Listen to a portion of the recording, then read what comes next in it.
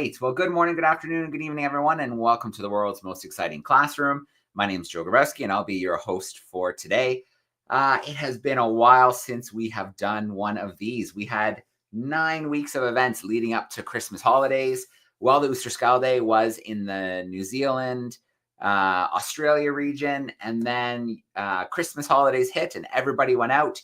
And then our crew in Australia, you guys have an extra long break in January. So we're just getting back into action now. We have a ton to catch up on before we bring our first guest in. So I am going to load up a screen share here, and we're going to take a look at our map, and we're going to figure out where the Oosterschelde is right now. And I'll tell you, it is in a lot different place than where we left her last time. So I believe when we would have finished up, probably we were just approaching Christchurch. So the South Island of New Zealand, we were making our way towards Christchurch. The ship spent Christmas and New Year's in Christchurch and then set sail across the Pacific Ocean. Now, these waters are some of the roughest waters on the planet, stormy, windy, big waves. So that's what was in store for the crew and the passengers. 7 weeks of ocean through the 40s and the 50s. And you can see the route was a little up and down. And that's because at different times, the ship was going around pressure systems, heading towards areas where there would be better wind, because the idea is not to use the engine very much. The ship only holds a limited amount of fuel. So using sails as much as possible is the best way to get across. So you can see this big deviation north and then back south, then down south. And here we are making our way across. The ship has just recently rounded the Horn of South America, which is a pretty incredible feat, something that sailors back when they were sailing wooden ships, it was a really big deal to round the Horn. The weather is violent. Lots of ships have sunk or run aground. It's a bit easier these days with weather forecasting and GPS and things like that, but it is still a pretty cool accomplishment. And within the next week, they're going to reach the Falkland Islands, where we'll have a little pause in the Falklands for a bit. I want to share a few clips with you just to show you a little bit of what it was like on this journey. So the first clip I have here to share with you, let me stop my screen share. I was connecting with Tom and Mara on the ship. So Mara is our researcher on board right now. She's helping with our eDNA project, which is collecting environmental DNA to see what's been swimming in the water. She's also been helping with our bird surveys. Also on board is Tom, who's our cameraman, our camera operator on this part of the journey. So we connected with them several times, and here's a couple little clips. So the first one I want to share with you is some beaked whales. Beaked whales are deep diving whales. They're very rarely seen. But as I was talking to Tom and Mara, we had a 10-minute recording we did together. And right at the end of that recording, everybody started yelling, "Whales, whales." So I want to show you this little video clip. So this is a little clip of 3 beaked whales that surfaced right next to the Oosterschelde. So very cool. This one here, you can really see that beak there. And as quickly as they appeared, the 3 of them surfaced a few times and then they disappeared. So that was really neat. And it happened right during our random 10-minute recording for one of our world's most exciting classroom events for the UK and North America.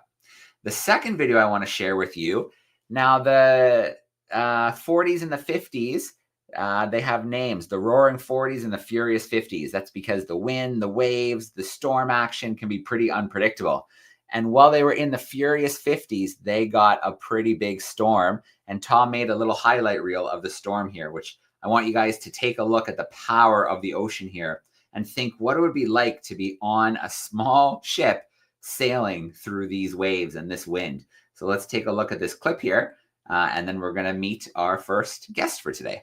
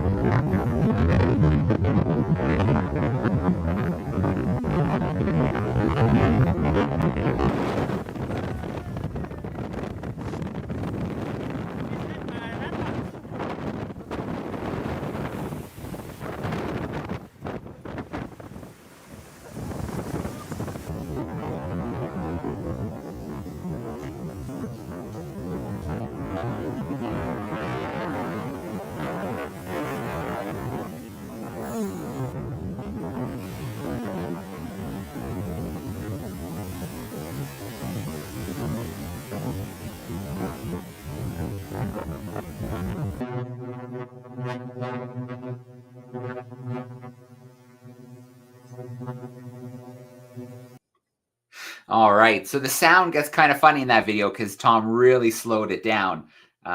So the sound got really slowed down as well. But you can see how big those waves were crashing into the ship. The ship was leaning over back and forth quite severely. Things were flying all over the place if they weren't tied down in the cabins. I think one night when they set up for dinner, just as they finished setting up, a big wave hit and knocked everything off the table. So it was some pretty adventurous sailing. But they've just recently rounded the Horn, and next week Tom will have a video to share with me as they rounded the Horn and celebrated as they went around the Horn of South America. All right, let's get into a guest speaker. We have a few speakers joining us tonight, so it should be a really fun event. Our first speaker joining us today is a friend of mine who I've hosted on many occasions. We have Kate Leeming joining us. She is an Australian. She is joining us from Victoria today. She's an incredible explorer who's taken her bicycle to some of the most remote and challenging places on the planet. Her Breaking the Cycle expeditions have seen her cover over 100,000 kilometers while on expedition in places like Africa, Siberia, Australia, and Antarctica. And we're going to get a chance to spend a little time with Kate today. She's going to share a little presentation with us, and we'll have a little bit of time to ask some questions as well. So I'm going to grab Kate from backstage. Here we go. Hey, Kate, how are you? Hi, Joe. How you doing? Yeah, good. It's really good to see you. Thanks so much for hanging out with us tonight. Yeah, it's great to do this once more. As you said, we've done this quite a few times, but I haven't done one for a while, and I have new stories to tell. That's awesome. I know you're gearing up for a new expedition, so I know it's all hands on deck and really busy. So I appreciate a little bit of your time today, and we're really looking forward to learning a little bit more about you. Yeah, fantastic. So shall I kick off? Yeah, I've got your presentation up on the screen, and I'm going to disappear. Okay, thanks, Joe. Okay. All right. Well, hi, everybody. As Joe said, my name is Kate Leeming, and I'm a person who explores by bicycle, and I love to share those journeys. And so a little bit about me first, just not too much though, of course. I mean, I'm sure all of you can relate to riding a bicycle, or you know about bikes. And I used to enjoy riding a bike, just to keep fit for my other sports. And then I started cycling as a way of seeing different countries in the world. And I really discovered my passion. And that passion comes from being really connected with the people in the land. And I love this idea of bringing a line on a map to life. And I really find it gives a great perspective of how the world fits together. So, as Joe said, I've done about 100,000 kilometers. That's like about 2.5 times around the circumference of the Earth on my major journeys. And not always the easiest journeys, of course. So, you're probably thinking when you're looking at this, she's mad doing that. And I was probably thinking that at the same time, because there was about 360 kilometers of that kind of surface on the Gun Barrel Highway in Western Australia. And the only way to get through these things is to think about the positives. So, I didn't used to like being called mad. So now what I have to think of it is as MAD standing for making a difference, which is what I'm trying to do with each of the journeys, not just cycle, but I'm actually trying to use them to make a difference in different ways. Now, we all get inspired, and someone whose story really inspired me was that of my great-great-uncle, William Snell, who in 1897, he became the second person to cycle across Australia from the goldfields in Western Australia to Melbourne to propose to his childhood sweetheart. And fortunately, she said yes, and they got married, and he put her on a boat bound for Fremantle, and he cycled all the way back again. So we all have different people who inspire us, and he's just one. And basically, then I cycled through Europe and across Russia, and I really wanted to see how my own country matched up. And so a couple of decades ago, I organized and completed the Great Australian Cycle Expedition, which was no small expedition. It was a 25,000 kilometer journey, as you can see in this little map. And all those red lines are the parts that are off-road on very remote tracks. And I'm the first person in history to have cycled, first woman, to have cycled the Canning Stock Route. So this time I was actually stopping off at different communities, and I had UNESCO involved in education for sustainable development. So that was pretty cool. So that was what I was doing 20 years ago. So why? And I also produced a book afterwards. So why would I want to do another massive journey across Australia? And I guess the answer is that since that Australian expedition, I've done another equally big expedition across Africa, and then I've cycled on every single continent on Earth. And I think that every little journey that I do really, I learn from it. It changes me, and I learn from experience. So the way I perceive the world now is a little different to 20 years ago. So that's the first bit.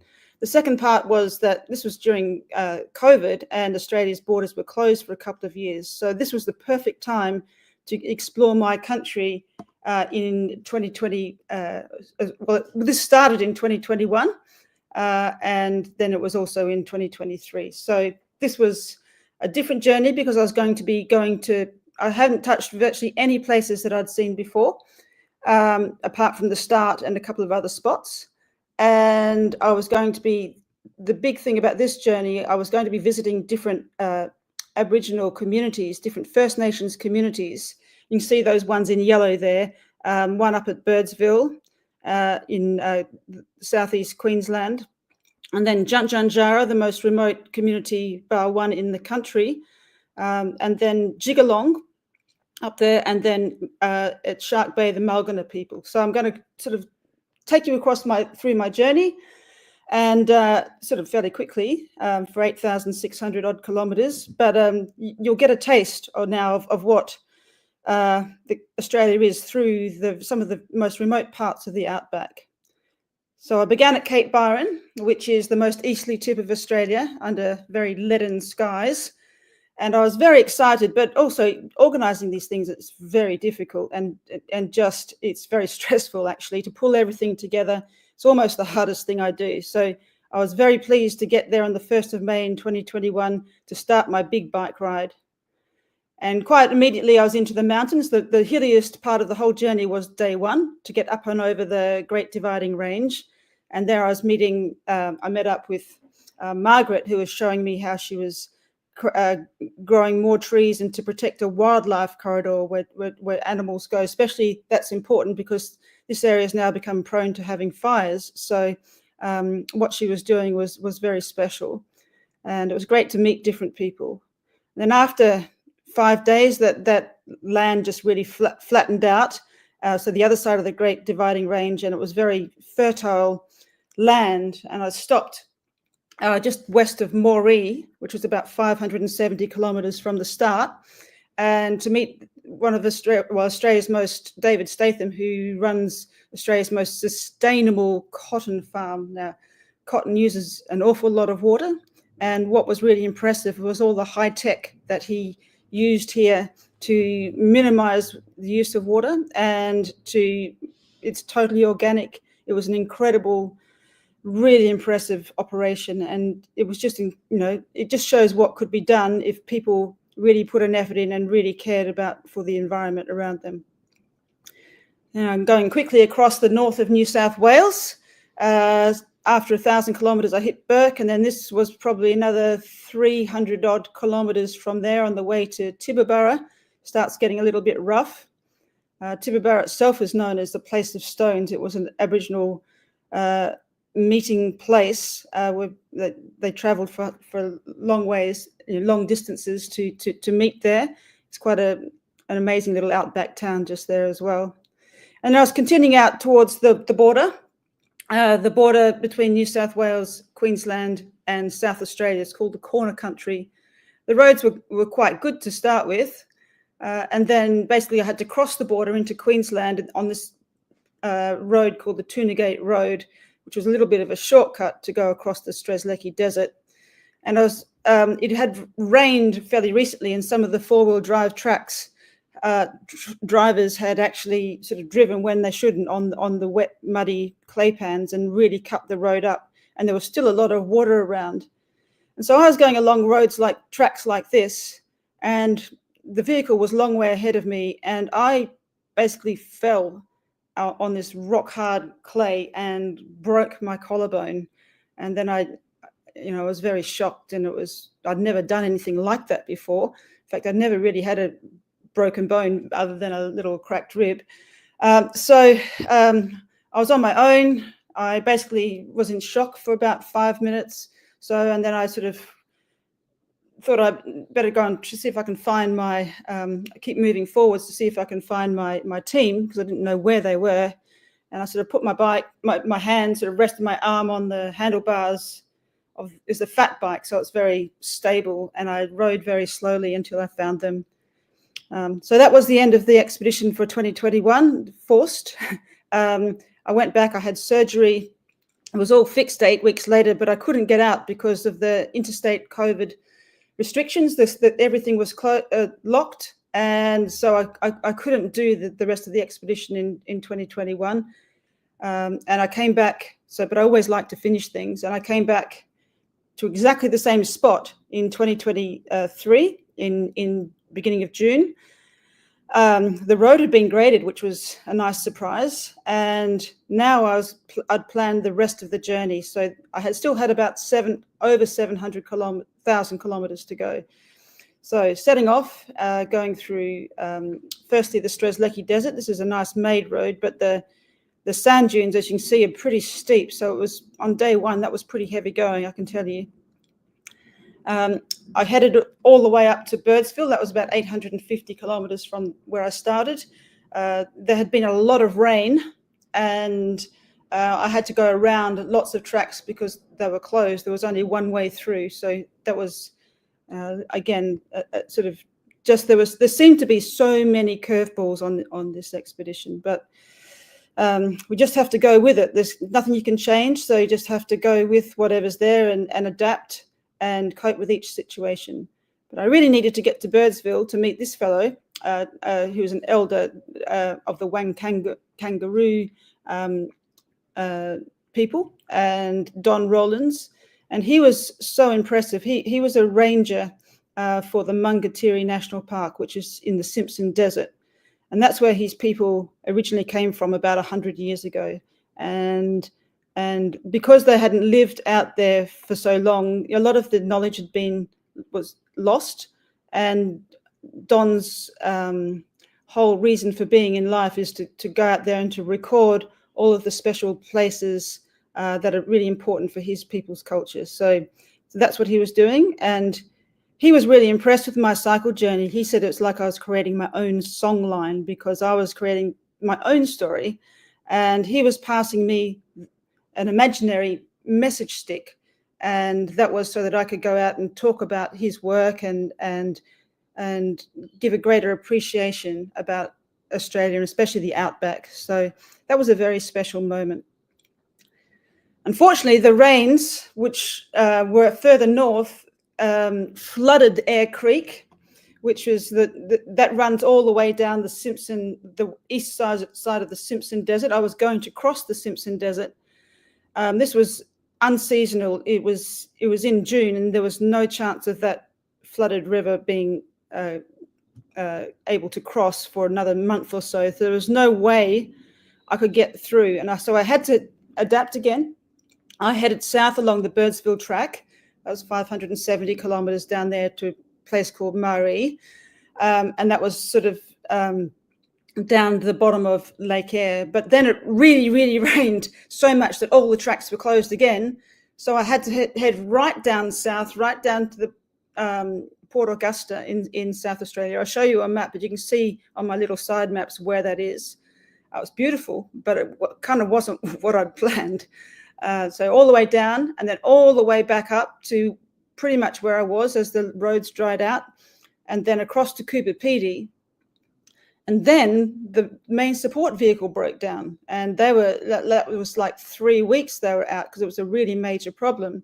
So we're in Cooper Pedy for 3 weeks, but we had to make the most of that, and met some local people, miners, who took us down their special mine. And it was really a good chance to stop and learn a little bit more about what it's like to live in Cooper Pedy, where it's so hot that people live underground, and where the temperatures are much cooler and more stable especially during the very hot summers. Now that gave me time to prepare for you can see the little map there that I've put in there. So you can see the yellow was 2021 and the blue, and there we are, and that's where I am at Cooper Pedy. And then the next stage, now we're getting really, really remote. I was crossing the Anne Bedell Highway. Now this isn't your normal highway. This was built by pushing a bulldozer and a grader through the desert in the early 1960s. Or this part of the road, actually, the first little bit was built in about 1953 by a chap called Len Bedell. Anne Bedell was his wife, whom he named the road after. Yeah, it's as rough as it gets. I knew it would be really, really rough. But the reason this first bit of the road was there was because it was to service, there was some secret nuclear tests there. The Australian government allowed the British to test, and that's where the first nuclear bomb was set off in Australia. So it was a very sobering visit. Not a great part of our history, but it was important to include that in the story, that this actually happened there.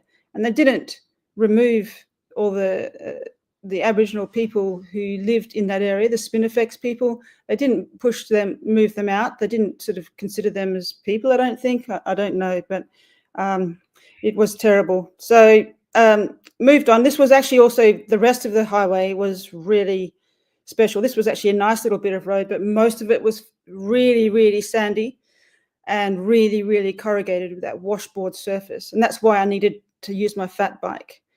And just veering off that, now I was going down 137 kilometres off the road to visit Junjunjara, which was the second Aboriginal community. They could not believe that I cycled every single part of that road there. But luckily my fat bike was made for the job, and it's a special one because it's all-wheel drive. So I was just making it up some of those sand dunes there. And these people, this is one of the most remote communities in the country. And normally you can't go there because it's a closed town, but it took me 6 months before the expedition to actually get permission. And they were really welcoming. And the women rangers took me out for a special afternoon, and where I got to chat with them and learn more about them, because these people, they've had a pretty hard time. They originally were in this Great Victoria Desert, and of course I visited the kids. And the last part of my stay, I got to hear their story. And so the elders took me out to a place called the Ration Tree, where basically what happened was that his people were drawn out of the desert. The missionaries used to put food and clothing near a particular tree.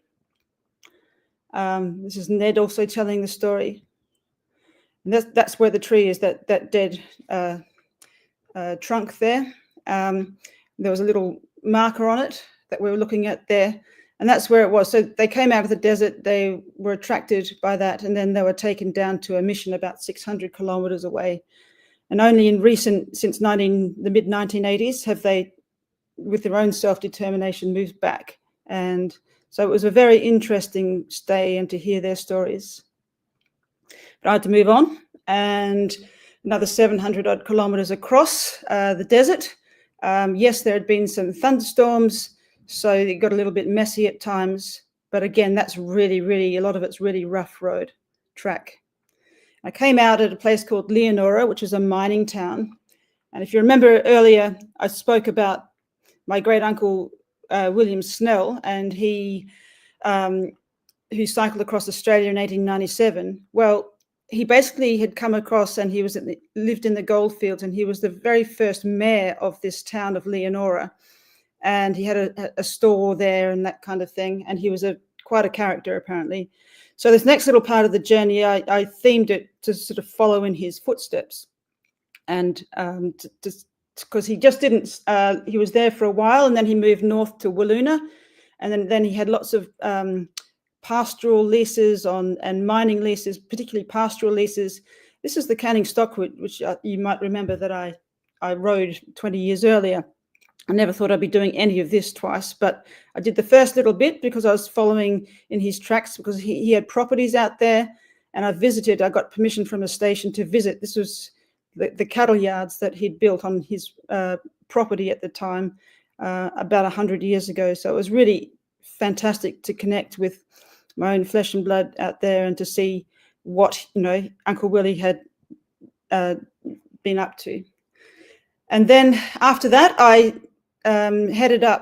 chose to head up a little section of the rabbit-proof fence. Now, I've put a little map in there for you to see, but basically the rabbit-proof fence was built there in about the early 1900s.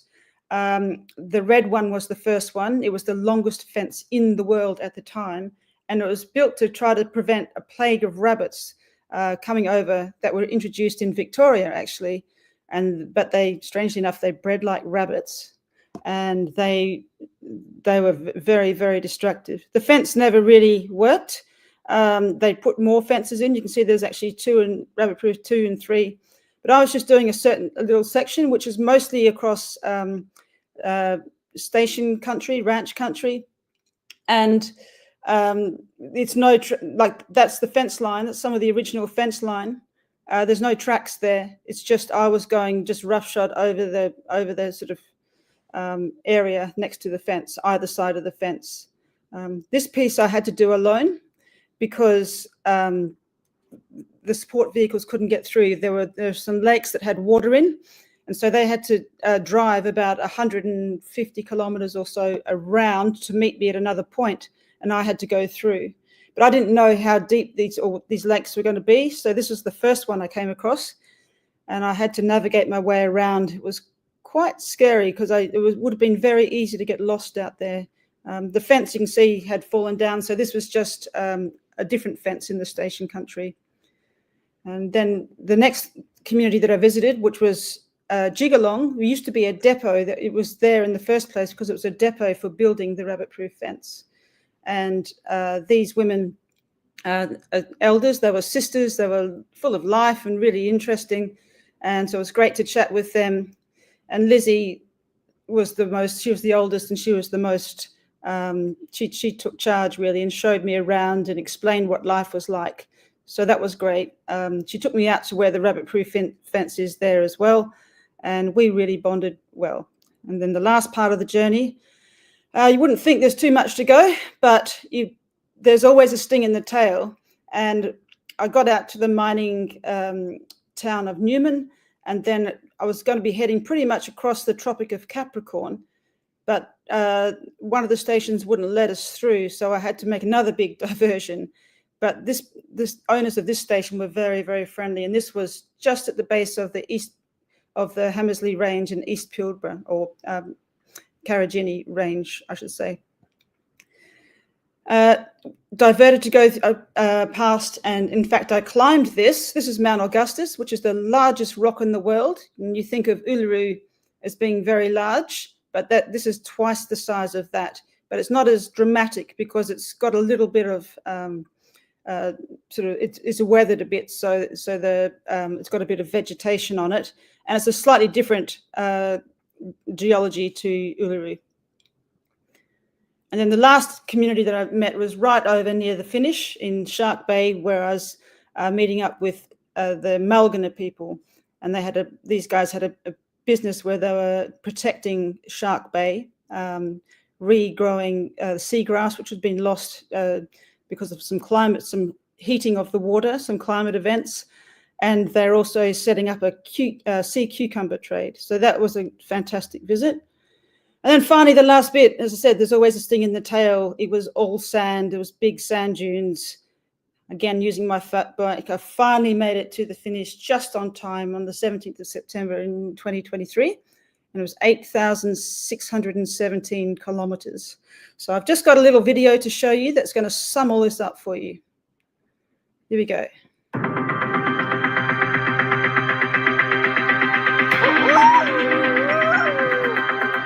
I came up with this plan to cycle from Australia's most easterly tip to its most westerly tip.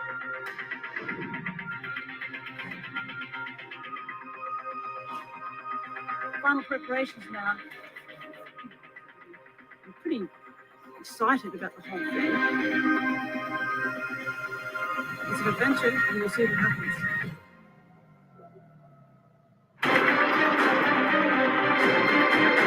The terrain that we've been travelling through is vast. Done 1,000 kilometres. First 1,000 kilometres of this journey. Yeah, there's just nothing left in the tank. Driest place in the country, and look at it. Oh, it's ridiculous. Have to be able to pivot, so I've got to get my head around the new challenge. Things have been getting a bit slower and rougher this afternoon. There's so many camels around, so it's just messed up the track. I have to focus so hard on trying to just stay on the bike, keep moving forwards, keep myself and the bike in one piece. Definitely possible.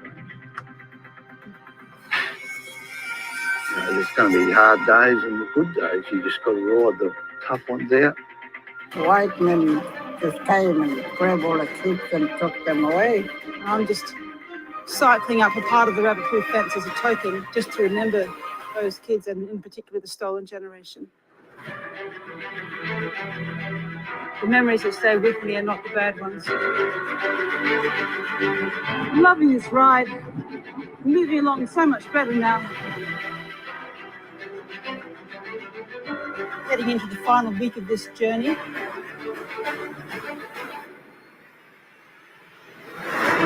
at the Shark Bay, and this is incredible.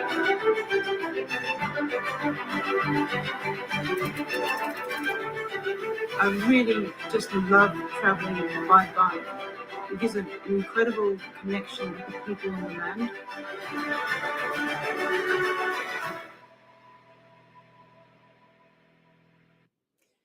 So that's pretty much that journey. I don't know if we've got any time left, but I'd just like to, Joe mentioned I'm about to do another journey, and I just wanted to share with you that one, just because this will be an opportunity for everyone who's involved with Exploring by the Sea as well. We're going to have running an education program, and I'll be giving talks during the journey. Anyway, it's called Breaking the Cycle, Central Asia. Now, you might wonder where Central Asia is. Some people are, but if you look at that little map in the top corner there, it's the pink bit. Right? That's Central Asia. It used to be part of the Soviet Union. And it's basically, there's 6 different countries I'm going to be traveling through. So this is the route, and you might be thinking I'm mad again, but basically what I'm going to be doing is following you can see the Aral Sea that where I've been going around the green line.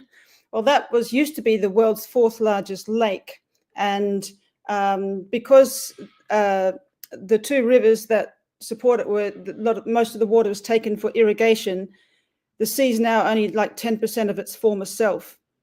And so my story is to actually explore the whole Aral Sea basin, starting from the source of one river, the Siberia. Well, this is the Narran. You can see the top star, following the orange line, basically all the way, and then around and through the Aral Sea, and telling lots of stories, and then back along the blue line, which is the second river and the bigger river called the Amu Darya, or used to be in history called the Oxus River, and looking at how different cultures, because their cultures are only there because of the river system.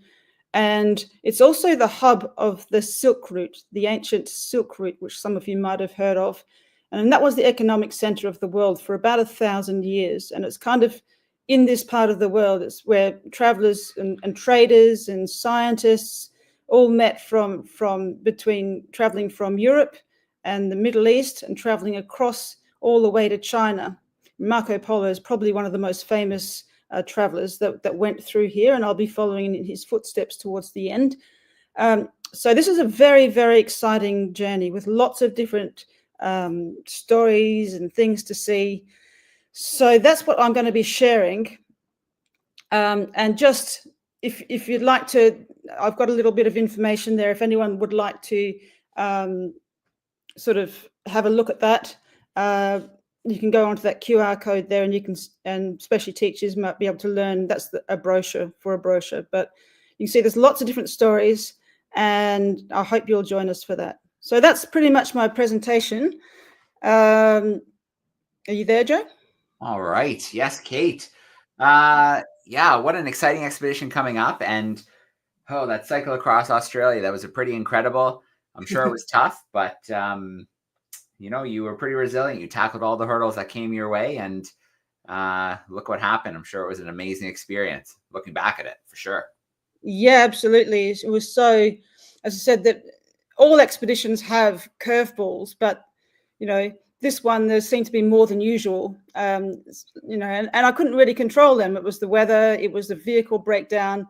I mean, I guess I could have controlled my bike better to not fall off, but when that happened, even though I could have stopped there, but no, I decided no, that journey needed to be finished. So yeah, and it was very special. So a couple quick questions for you. We've got some questions in the chat.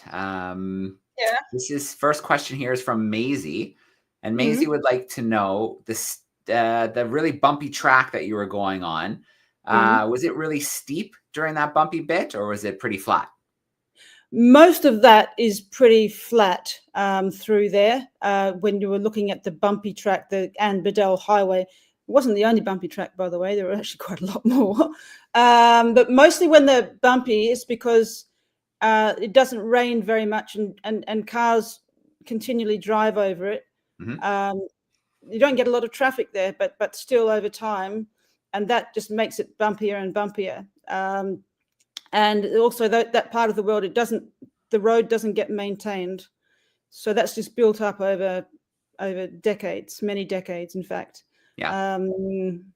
The sand dunes themselves were steep little sand dunes, though. So not just pushing up the sand, they were steep, and I was just managing to push it just. Yeah. Troy would like to know how fast on average you were able to go on the trip across. Well, interestingly, because I was using a fat bike with 4.8-inch wide or 12 centimeter wide tires, which I'd taken because of the sand, I was probably averaging about 16 or 17 kilometers per hour on the good road. It's not very, very good on the good road because there's a lot of wind resistance to it as well. And so I have to pump the tires up on the good road. And sometimes I was going up to 20 kilometers per hour or so average. So it's slower than a normal bike. But then on the rough stuff, I might have been going 6 to 8 kilometers per hour. Sometimes when it was a little bit downhill or uphill on the sand, I was going faster, of course. But yeah, you got to think about it. If I was going 8 to 10 kilometers per hour, it's a very long day to make 94 kilometers on there. For sure. Yeah. So Charlie's curious about where you slept at night. Well, that's a good question. Mostly we were camping, and we had some nice tents. So we finish at night and put the tents up and cook our food. It was a supported journey, so I had a car that was able to carry all of those things this time. You couldn't. That Anne Bedell Highway was 1,350 kilometers, and there was basically no water for most of it and no food. So yeah, it would be very, very, very difficult at all. And the rabbit-proof fence, there's nothing. There's no civilized. There's nothing. So I needed that, and also we were filming it, so we still like to make a TV series out of it. So we needed to carry a filmmaker with me. So we had support vehicles, and that made the other part of it a little bit easier. Yeah. But yeah. So 2 questions here for you. This is a 2-parter. Talia would like to know, what did you ever run out of any resources on the trip? And then another student would like to know who was on your support team.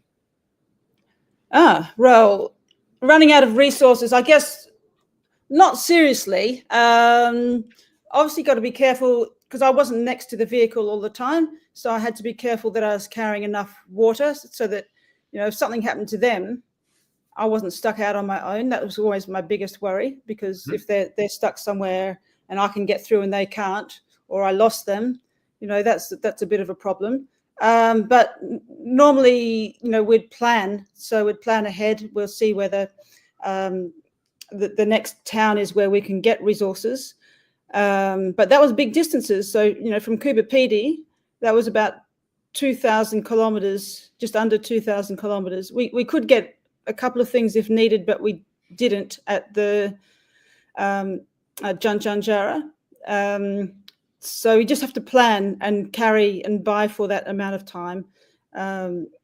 And who was on the trip with me? Well, I had some different filmmakers. I had someone for the first section, and then when I came back the next year, you won't know them. And that's another thing I have to organize though and find money for.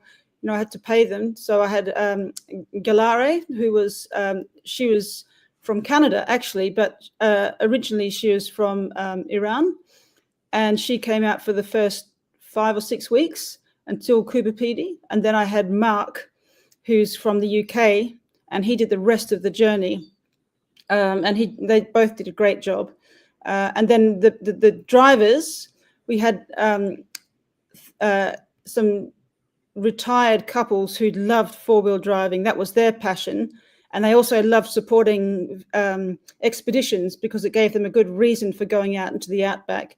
And they were very, very good because they knew their vehicles, and they were very patient. They didn't need to drive fast or anything. And they would just be happy to sit and wait and appreciate the environment around them. So there were 3 different vehicles in total, and sometimes 2 vehicles, and it just depended. Yeah. All right. Very cool. Well, Kate, it was so great to be able to steal a little bit of your time today and have you join one of the world's most exciting classroom events. I know you've got tons of planning to do a big expedition, and we'll make sure we get links to the classroom so they know how they can follow along on this upcoming journey. That'd be brilliant. Okay. Well, lovely to be a part of Exploring by the Seat once again, and let's hope this year we'll be doing a lot more. All right. Thanks so much, Kate. Have a great rest of the week, and we'll talk soon. Thank you. All right, then. Thanks, Kate. Bye-bye. See ya. Okay. So we are lucky today because we have 2 guests joining us. I don't think we've had a live Darwin leader on one of our Australia, New Zealand events. We might have had some recordings, but time zones didn't work out. But this one will work out nicely for us. We have Brigitte Gunawan joining us. She was a Darwin leader in Sydney when we were in Sydney, Australia. And she got to get out in New South Wales and work on a really cool project. I'm not going to tell you about it now. I'm going to let her tell you a little bit about it. So I'm going to bring Brigitte in right now. Here we go. Hey, Brigitte, how are you? I'm good. How are you? Good. Brigitte, it's so great to have you live with us today. For the students tuning in who might not know about Darwin Leaders, every port that we stop in, we try to bring in young conservationists from around the world. They get to come see the ship, be connected with a local conservation organization, work in the field with them for a few days with a camera operator as well, and then make a series of videos to highlight their experience, the conservation issue, what's being done, and what could be done in the future. So, Brigitte, I think it would be awesome if you maybe kind of introduce yourself and told us a bit about you. Yeah, absolutely. Hi, everyone. My name is Brigitte. I am originally from Indonesia, so I'm currently a Bachelor of Science student, and I was already studying in Australia, actually, in Melbourne. But I got to go on the ship for a bit and also do my little expedition with DARWIN200 down in Sydney. And I was put right outside my comfort zone. I really loved the whole experience. But the reason I'm saying this is because my background is in marine conservation, and that entails scuba diving and doing scientific data for coral reefs. And in this project, I was put into a terrestrial project. We went up to the Wombeyan Caves. It was about 3 hours from the city. And we were looking for nocturnal mammals, which means we were out at midnight and in areas where there was no signal. And obviously, it was very exciting, but also nerve-wracking. But it was such an experience that I couldn't forget. We spent 3 days out in the field, and it was nice to be partnered with a camera operator and looking into a species that I hadn't heard or seen before, and eventually look finding them in person, these endangered greater gliders. So the species I was studying was the greater gliders, and these are nocturnal mammals. They live in old-growth eucalypt forests, and they were like almost like koalas, the best way to describe it. But they can glide up to 100 meters with just one jump. So they were such an amazing way for me to explore terrestrial spaces, and I'd never been outside of Melbourne before, so this was my next best Australian trip, and yeah, really connected with my fellow Darwin 200 leaders as well. So I'd be happy to answer anything about it. Awesome. Well, Brigitte, your camera operator, I believe, was Josh, who's joined us in several events as the ship was making its way around Tasmania, making its way to New Zealand. So the students probably might be familiar with Josh. I have the very first video that the two of you made together. So let's play that, and we'll see if any students have questions for us. Sounds good. All right. Bear with me for one moment while it loads on my end, and then we're good to go. Here we go.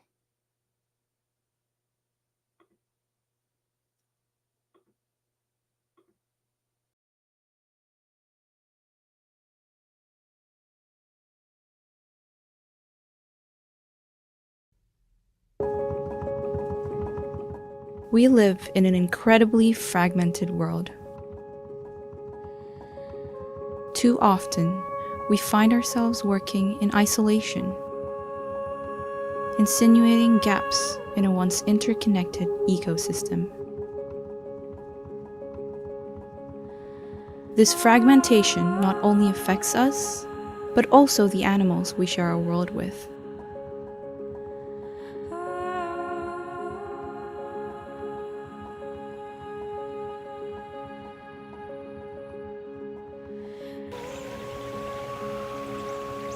My name is Brigitte Gunawan from Indonesia. I am a Darwin 200 leader here in Australia, conserving greater gliders in the Great Eastern Ranges.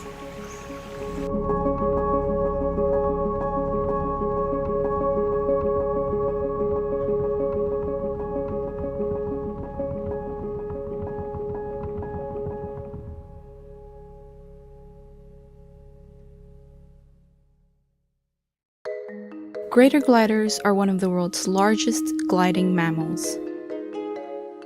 Found high in the canopies of eucalypt forests in eastern Australia.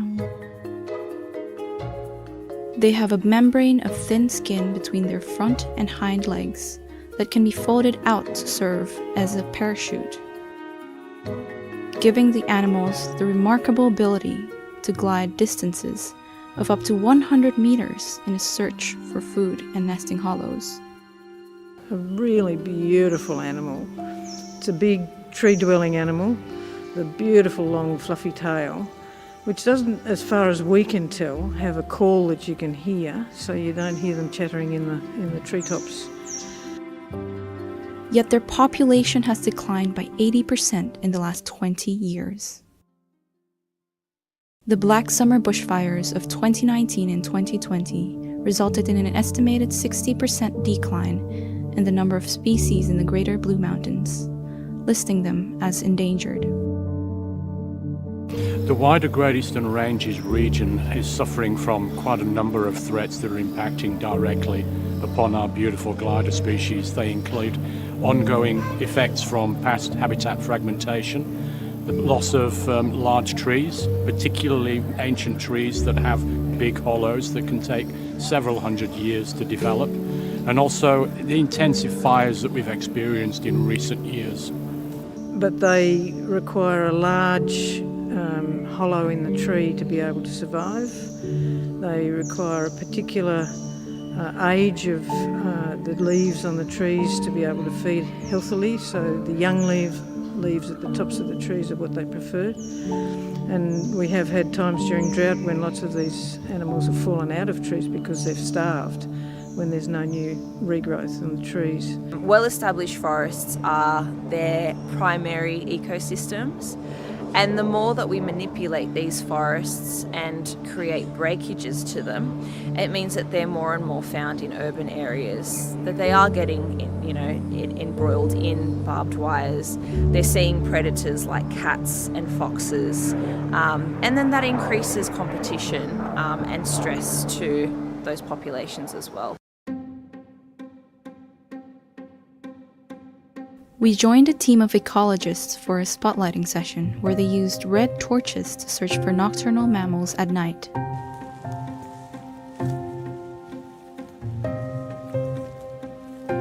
Very quickly, we spotted something.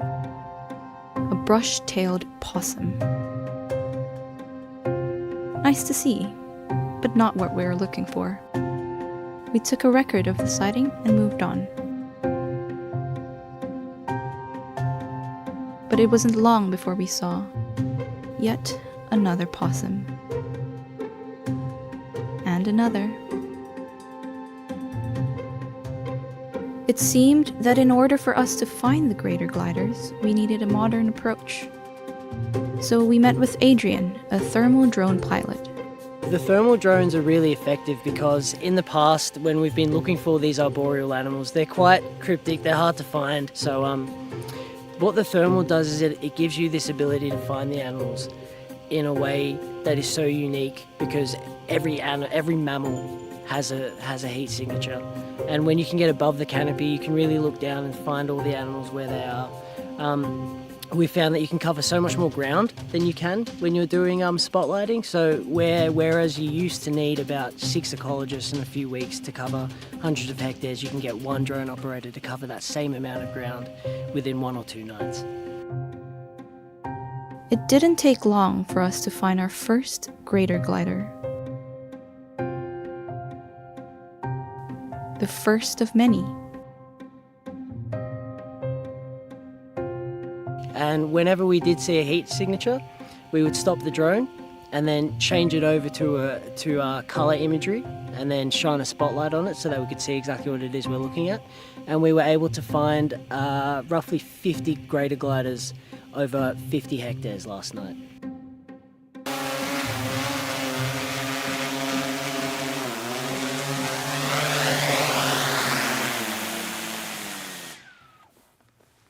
Nicely done. Cheers. Now that we knew where they were, it was time to head out and find them ourselves. And just as we expected, bingo.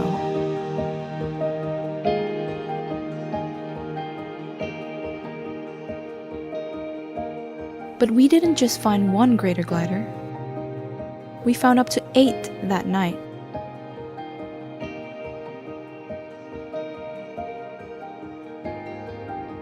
Seeing gliders in this density proves that this species and many others can thrive in properly managed areas.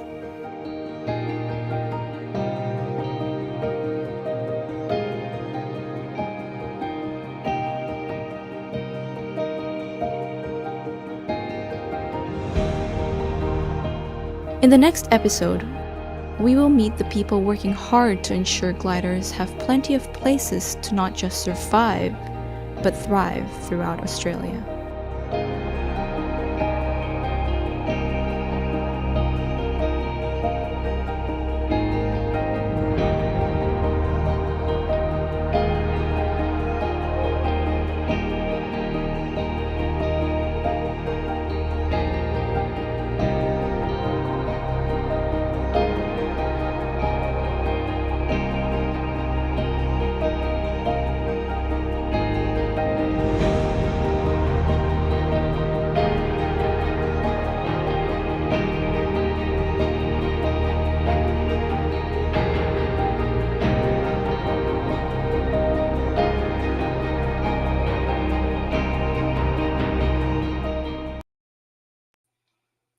All right. Brigitte, that looked like such a great time in the field. I think it's really cool the way that technology, you were able to use that drone technology with a thermal imaging to spot them so much easier. And then, wow, your night really took off with a lot of sightings after that. That's really cool. I bet it was a lot of fun.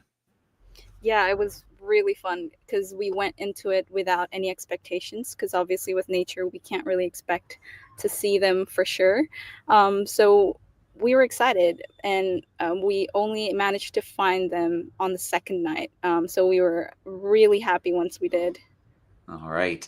Well, I've got questions coming in the chat for you, so let's jump into a few of them. Isaac would like to know what they eat. What are they eating up there in the trees? Yeah, so their diet is almost exclusively of eucalypt leaves. So that's why they're becoming endangered, because with the Black Summer bushfires especially, it wiped out a lot of the old growth trees, which was a source of food for them, but also their habitats. And so if they're exclusively feeding on that, it makes them much more at risk of losing their food and their homes. Okay. Matt wants to know if you learned how old they have to be before they can fly. So what age before they can start to glide? Oh, I didn't get into that, but that would be an interesting one to look for. That's okay. We always like to give a little homework in some of these events. So that's something that classes could Google afterwards and find out when it is that they're ready to start those gliding flights on their own. What about the size? So Pippa's curious about how big the adult gliders can get.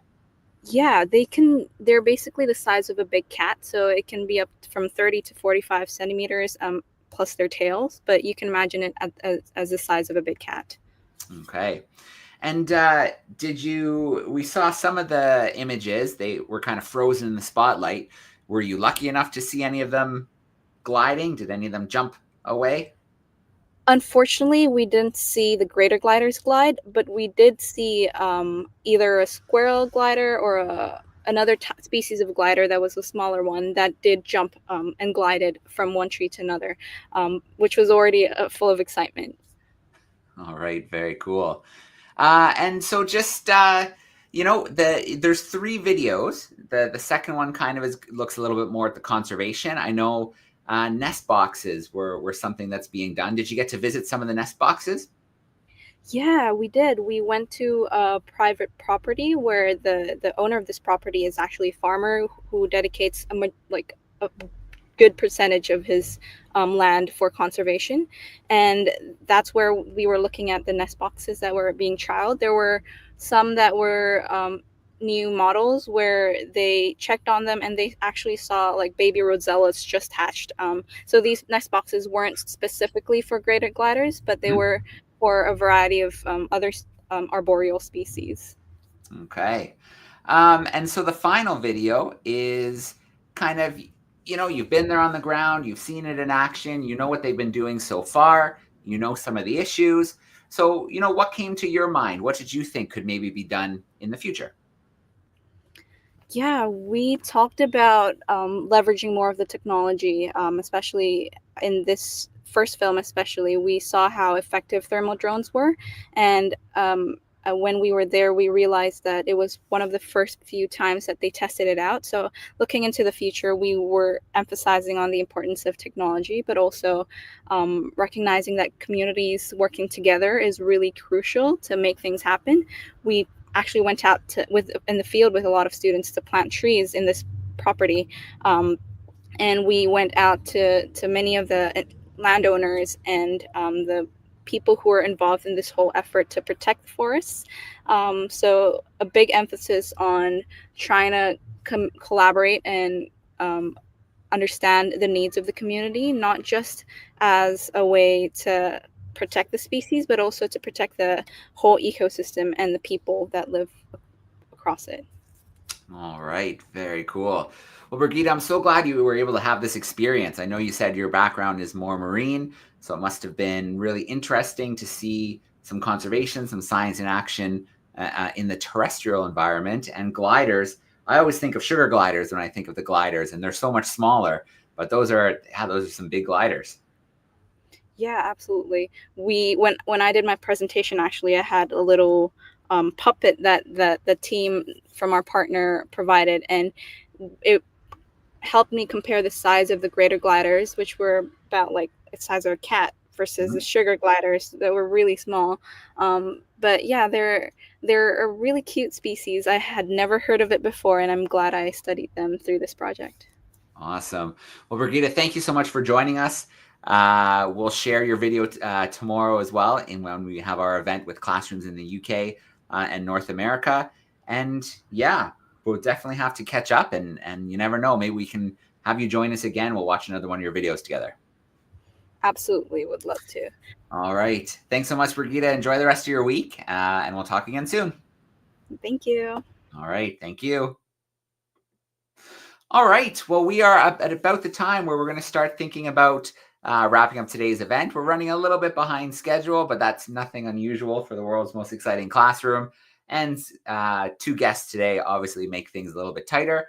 We have about 5 minutes to go. I want to share a new experiment that you can try in your classroom, and then about 30 seconds to take a look at our new curiosity of the week. So let's take a look at that experiment together quickly, and then we'll wrap up with our curiosity. So give me 1 second here to make sure the video loads on my end, and we are now good to go.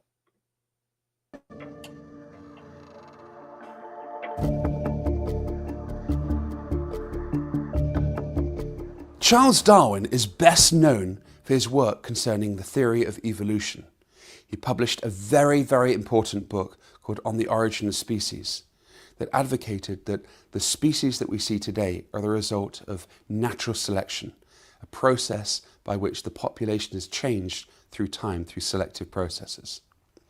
I'm going to show you how that works. This is a massive oversimplification, but in essence, the principle of natural selection is relatively simple to understand. Imagine a rainforest with a population of insects. Within that population of insects, some are yellow, some are pink, some are red, some are blue, and some are green. There might be a predator, in this case, a lizard, that wants to eat those insects. Which ones do you think it will eat first? Well, it's probably going to eat the ones that it can see first. So these yellow ones are probably going to be gobbled up first. So let's get rid of them. Then maybe these pink ones here. Then last of all, perhaps these blue ones and the red one there. It's less likely to eat the green ones because they're camouflaged and hidden. Over millions and millions of years, these green insects are more likely to survive and more likely to reproduce. So will become more and more numerous. Whereas the other coloured ones are less likely to survive and less likely to reproduce. So over time will gradually be replaced or at least become less numerous. As a whole, the population then will trend towards these green individuals. This was the basic idea that Charles Darwin put forward, and it explains how animals and plants, and in fact all organisms, change and evolve through time. This simple principle explains why you have different organisms in different habitats around the world. So for example, on the forest floor, there's different ecological dynamics. In this case, the green insects are less likely to survive because in this particular habitat, their green coloration makes them stand out. So our predator would eat them first, whereas it's more likely to not see the black insects and this reddish brownish one. So they're more likely to survive. So that's why you have differences between the green forest and the brown leaf litter on the forest floor in different groups of animals and plants living in those different habitats. This simple idea explains why you have very different groups of organisms in different ecosystems in different parts of the world. Take, for example, deserts. In deserts, it's not just the coloration of organisms that determine whether or not they survive. Deserts, by their very nature, are defined by their aridity, their dryness. In some deserts, only a few millimeters of rain fall each year. So the animals and plants that survive in deserts have had to evolve very specialized ways of surviving in these extremely dry conditions. Many of the plants have succulent stems that can store water. One of the most highly adapted are these quiver trees from Namibia. They have white bark that reflects the intense heat of the sun. Their big swollen stems can store a lot of water when the rains do come, and that can carry them through the dry periods. And their small succulent foliage loses very little water in the dry desert air. The animals are similarly adapted. For example, these dune beetles can actually collect water droplets from mist that rolls in over the desert on some nights each year. So this simple and elegant solution explains why we have such an incredible profusion and diversity of life on planet Earth. During his visit to the Galapagos Islands, Charles Darwin noticed that many of the different finch species had very different shaped beaks. Why do you think the shape of the finch beaks vary so greatly? What is it about their beaks that enable them to survive? Write down your thoughts and upload your ideas via the DARWIN200 website to take part in this week's competition. We'll go through the answers in 2 weeks' time. Good luck and see you next week. All right. So that was a really interesting experiment to look at how natural selection can affect populations over time. And you can see with that forest example, for instance, how insects that were more brightly colored would be found more by the lizards, while those who blended into their surroundings better would have a better chance of surviving and producing offspring. So for this week, your task is to think about Darwin's finches, to do a little bit of research about the different kinds of finches. It's pretty amazing the different ways they're adapted to eat different things across the islands. And then to try and think about their beaks. Why might they have longer beaks, thinner beaks? One might be other ways that they're using their beaks to find food. So that's your task for this week, to do a little bit of research and send in some answers or pictures as well with that research to classroom@darwin200.com, classroom@darwin200.com, and we'll have some gift cards for some classes who take some time to do a little bit of research, learn about the finches, and send us a little bit of what they learned. Well, that brings us to our final thing for tonight, and that is our curiosity of the week, where we have 2 weeks to give the experiments a try. You have 1 week for the curiosity to have a think about what it might be and send your best guess our way. So let's take a look at this week's curiosity, and you can start to think about it. Back. This week's curiosity is this object here.